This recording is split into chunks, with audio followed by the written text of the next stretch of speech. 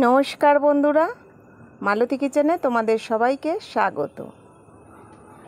আজ নিয়ে এসেছি বাচ্চাদের চটজলদি টিফিন, এমনকি বড়দের সন্ধ্যাবেলার নাস্তা বা সকালের নাস্তা।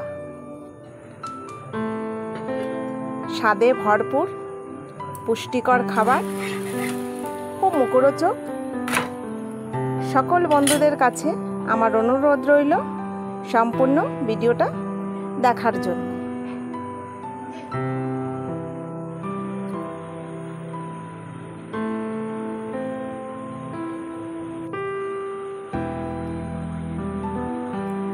এখানে আমি প্রথমে নিয়েছি সুজি, একটা আলু নিয়েছি।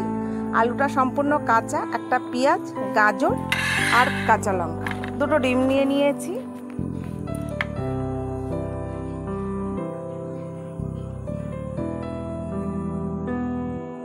প্রথমে আমি আলুটাকে ছাড়িয়ে নেব। আলুটা আমি এখানে কাঁচা নিচ্ছি, তোমরা চাইলে এখানে সেদ্ধ করেও নিতে পারো, কিন্তু আমার মনে হয় কাঁচাটাই বেশি ভালো, তাই আমি এখানে কাঁচাটাকেই বেছে নিয়েছি। আর একটা গাজরও নিয়েছি। আর বাচ্চাদের এগুলো ভীষণ দরকার খাওয়া, সেই জন্য এখানে একটা গাজর বেছে নিয়েছি।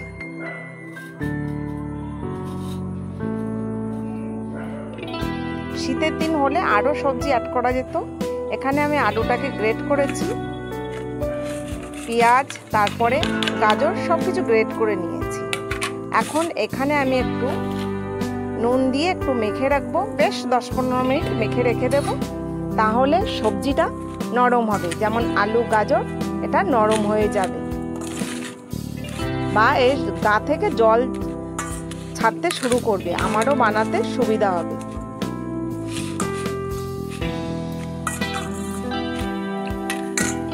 তারপরে এখানে আমি প্রায় 200 গ্রামের মতন আতপ চাল নিয়েছি।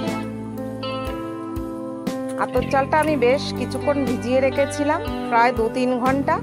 আতপ চালটাকে প্রথমে আমি দেখো পেস্ট করে নিয়েছি, বেশ পাতলা করে করেছি, যেহেতু শুকনো করিনি। তোমরা চাইলে এখানে শুকনো চালের গুঁড়োও দিতে পারো, যেহেতু আমি একটা পাতলা করে করব, আমি জল দিয়েই বানিয়ে নিয়েছি। এবার এটাকে একটু ভালো করে ফেটিয়ে নেব।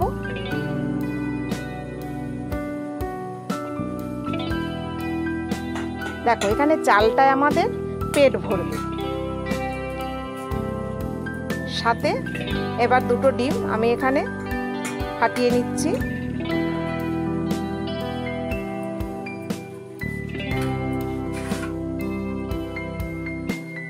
তারপরে এই যে কাঁচা লঙ্কা কুচি, এটা দিয়ে দিলাম। এখানে ঝালের পরিমাণটা আমার একটু কম আছে, যেহেতু আমার বাচ্চা খুব ঝাল খেতেই পারে না। এখানে প্রায় 100 গ্রাম মতন সুজি নিয়েছি, আর এটা বানাচ্ছি আমার পরিবারে সবাই খাবে, শ্বশুরমশাই থেকে আমার থেকে, মানে সবাই খাবে এটা, সেই জন্য এখানে পরিমাণটা বেশি। এবার যে যেমন খাবে তাকে সেইভাবেই বানাতে হবে। এবার এটাকে একটু ভালো করে ফেটিয়ে নিচ্ছি।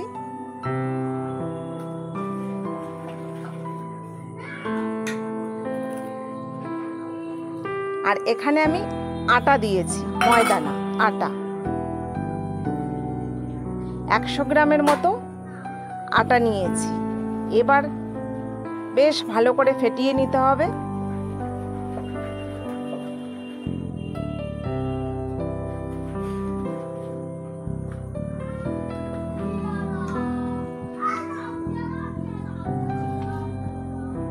আর একটু জল দিয়ে দিলাম, যেহেতু অল্প অল্প জল দিয়ে একটু দেখে নিতে হবে যে ব্যাটারটা ঠিক আছে কিনা। একবারে জল দিলে পাতলা হয়ে যেতে পারে, অল্প অল্প জল দিয়ে দেখে নিতে হবে।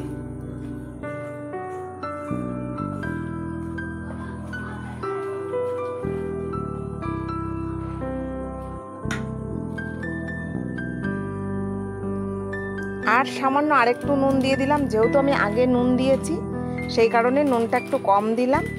আর এখানে একটু গোলমরিচ দিয়ে দিচ্ছি।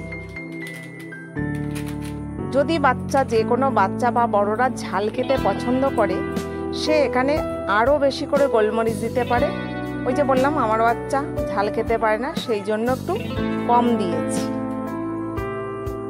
আর এইটা আমি বানাবো, এটা শসা, পেঁয়াজ সালাডের সঙ্গে খাওয়া যেতে পারে, বা সস দিয়ে। আমার বাচ্চা তো এমনকি সস দিয়ে খাবে, আর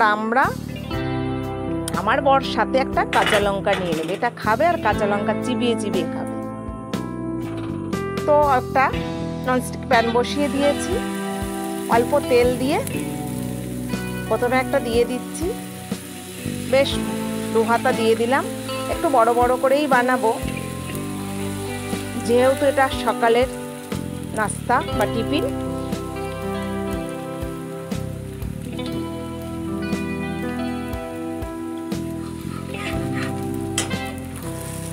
দেখ, সুন্দরভাবে উল্টে দিলাম। একটু চাপা দিয়ে দিচ্ছি, কারণ যেহেতু চাল, সুজি এগুলো আছে তো।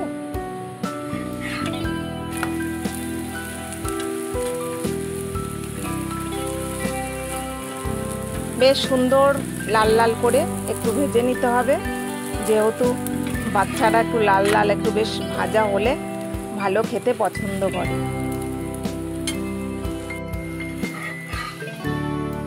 এবার নামিয়ে নেব। দেখো কত সুন্দর লাগছে, কত লোভনীয়। এবার অনায়াসে যে কোনো বাচ্চা, বয়স্ক সবাই খেতে এটা পছন্দ করবে। আবারও আমি আরেকটা দিয়ে দিচ্ছি।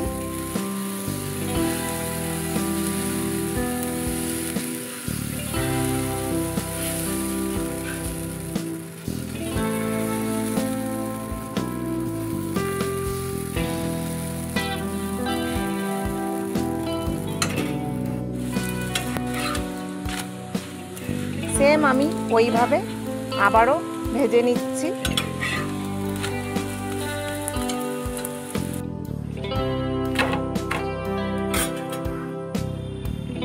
এবার দেখো এক এক করে আমি কতগুলো ভেজে নিলাম।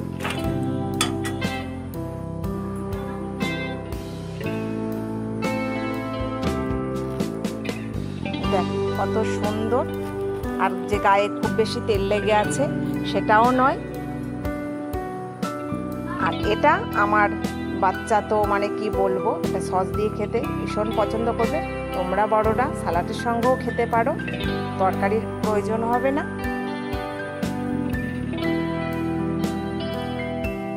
আমার বাচ্চার জন্য রেডি করে দিয়েছি, দেখো তোমরাও বানিয়ে খাও বন্ধুরা। আর ভিডিওটা ভালো লাগলে লাইক, কমেন্ট, শেয়ার, সাবস্ক্রাইব করে পাশে থেকো।